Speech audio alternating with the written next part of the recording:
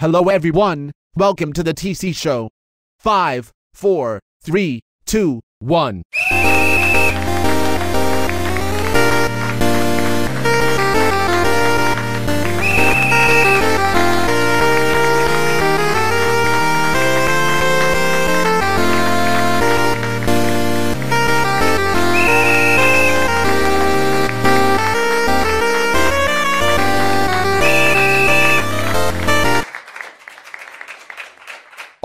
Okay, who have we got today? Ah, yes, give it up for Tony.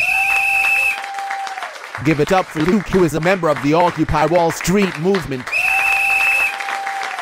And give it up for the one and only VI.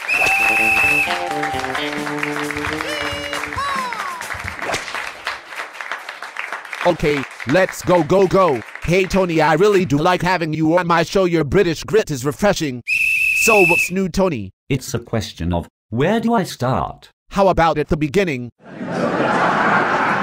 TC, do you remember the fiscal cliff issue? Yep, we dodged a bullet there. Hey VI, what's your thoughts about the fiscal cliff? Hey man, not sure where it is. Can you give me a clue?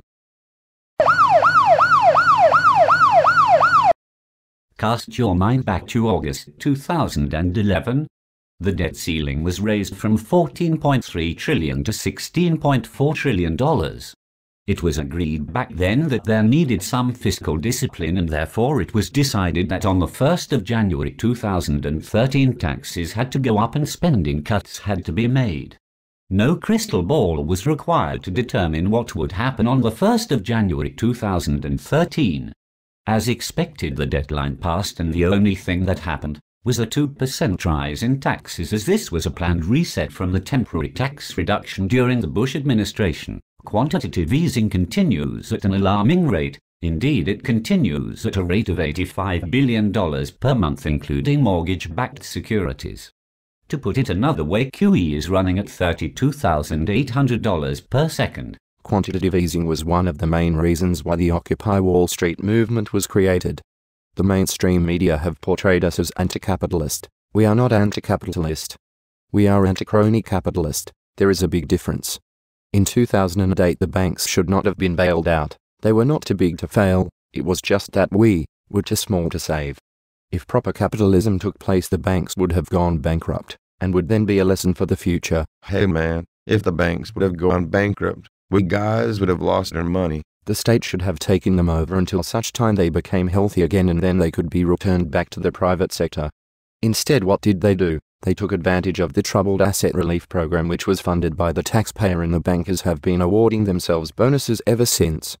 To add insult to injury, quantitative easing has been keeping the banking sector afloat. It's debasing our currency and ensuring a transfer of wealth to the already rich elite. Hey Luke, you have got to understand that if we did not have quantitative easing, the depression would have started. You are right, VI. However, QE is delaying an even greater depression. Luke is right. A tipping point passed many years ago. Nothing at all can prevent a major depression. Tony, you are so pessimistic.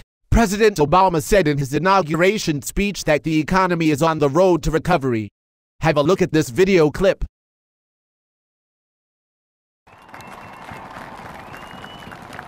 This generation of Americans has been tested by crises that steeled our resolve and proved our resilience. A decade of war is now ending.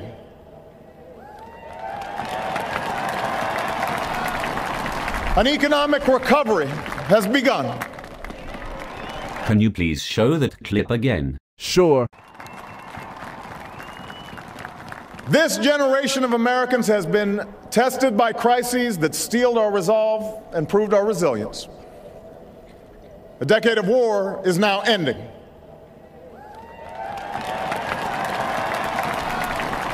An economic recovery has begun. I want people to remember what President Obama said. Now I want people to remember what I have said. There is not a cat in hell's chance of a recovery before a major depression takes place. I shall say it again for the benefit of VI. There is not a cat in hell's chance of a recovery before a major depression takes place. The fundamentals are dreadful. They truly are. The US had a negative fourth quarter. Ah, yes, but that was due to exceptional circumstances. There was a deep plunge in defense spending. The negative growth will only be temporary. TC, I agree that it will be temporary because quantitative easing is providing some growth. Hey man, have I just heard some positive news from you? No, because the growth provided by quantitative easing does not match the massive debt to achieve it. I shall remind you again, QE is running at $32,800 per second. Focus your mind on that. Hey Tony, my wife can beat that. She can spin faster. Then there is the debt ceiling issue, which by the way has been deferred from the beginning of March to May of this year. No crystal ball required for me, but does anyone know what Congress will do? They are going to raise the debt ceiling and yet again duck out of the issue. That's correct. They are just storing up more and more problems for the future. Anyway, we have the politicians we deserve. What do you mean by that? We have been dumbed down by the mainstream media. They do not report the real important news. The majority of people enjoy watching so-called reality programs. Most of us are shallow and fickle, have not had to go through truly hard times, and want to hear good news rather than reality. So we get politicians that promise the earth knowing full well they cannot deliver. They just hope that the problem happens on someone else's watch. The elite are, however, preparing behind the scenes for an economic collapse. They can foresee civil unrest as the economic position gets worse. The National Defense Authorization Act was signed into law by President Obama on the 1st of January 2012. Have a look at this clip from Ron Paul. In my opinion, Ron Paul was our last hope. He was an honest politician with statesman qualities who was not backed by multinational corporations. Chair recognizes the gentleman from Texas, Mr. Paul, for 5 minutes. Thank you, Mr. Speaker. Mr. Speaker, I rise today to introduce a very simple piece of legislation to repeal the infamous Section 1021 of the National Defense Authorization Act, quietly signed into law by the President on New Year's Day. What a way to usher in the new year. Section 1021 essentially codifies into law the very dubious claim of presidential authority under 2001 authorization for the use of military force to indefinitely detain American citizens without access to legal representation or due process of law. Section 1021 provides for the possibility of the U.S. military acting as a kind of police force on U.S. soil, apprehending terror suspects, including Americans, and whisking them off to an undisclosed location indefinitely. No right to attorney, no right to trial, no day in court. This is precisely the kind of egregious distortion of justice that Americans have always ridiculed in so many dictatorships overseas. A great man named Solzhenitsyn became the hero of so many of us when he exposed the Soviet Union's extensive Gulag system. Is this really the kind of a United States we want to create in name of fighting terrorism? Some have argued that nothing in Section 1021 explicitly mandates holding Americans without trial, but it employs vague language, radically expanding the detention authority to include anyone who has substantially supported certain terrorist groups or associated forces. No one has defined what those terms mean. What is an associated force? Sadly, too many of my colleagues are too willing to undermine our Constitution to support such outrageous legislation. One senator even said about American citizens being picked up under this section of the NDAA, quote, "When they say, 'I want a lawyer,' you tell them, 'Shut up. You don't get a lawyer,'" close quote.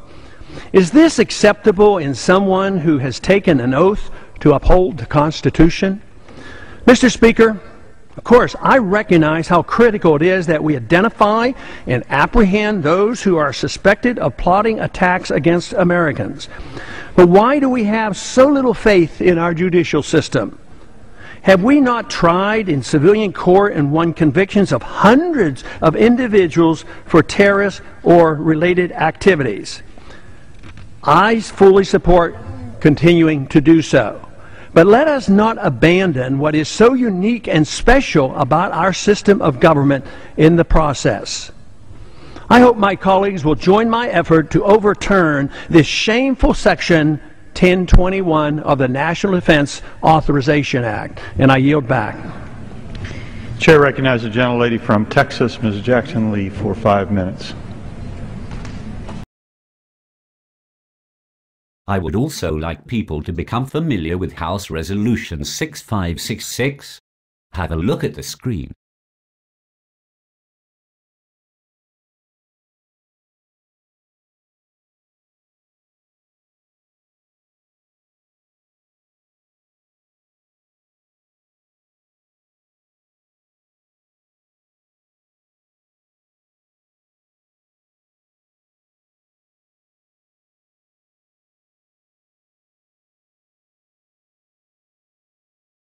I won't go into detail because I have mentioned this before. We are going to enter the greatest depression because of the abuse of the debt-based fractional reserve banking fiat monetary system. Tony, you were wrong. Look at the Dow Jones Index. I've just checked with my iPhone 5 and it currently stands at 13,948 points. It has risen sharply over the last few months. Okay, VI, for the record, today is the 6th of February 2013. I predict the market will crash this year and gold and silver will start to rise due to the lack of confidence in the dollar. The US government will continue to debase the dollar with quantitative easing. I stuck my neck out when I did the economic forecast on the 5th of December 2012 by stating that gold will reach $2,000 per ounce by the end of 2013. I am sticking with that prediction because I believe there will be a return to the gold standard. Tony, I believe you have a song to play us out. Yes, it is called Debt Bomb. Luke has asked me if this song could play us out, and listen out for these words because they are so true.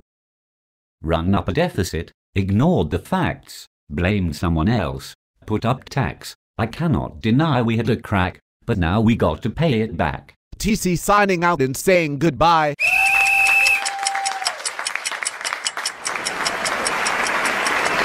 The President of the United States.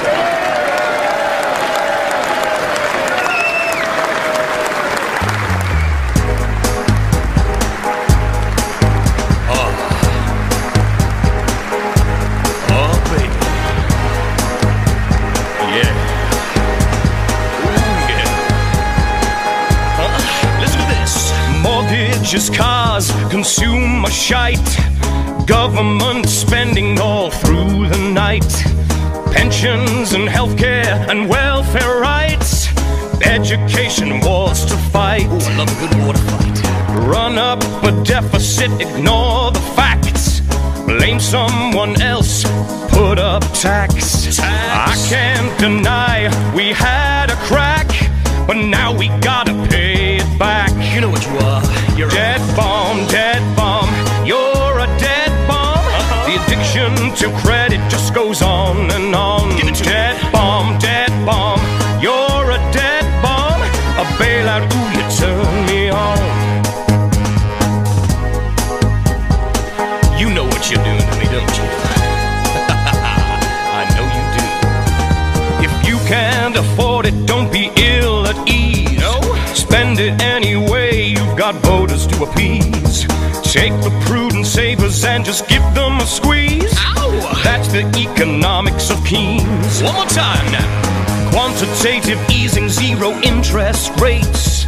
Steal from the future, hide the bad mistakes. We gotta keep those asset prices high.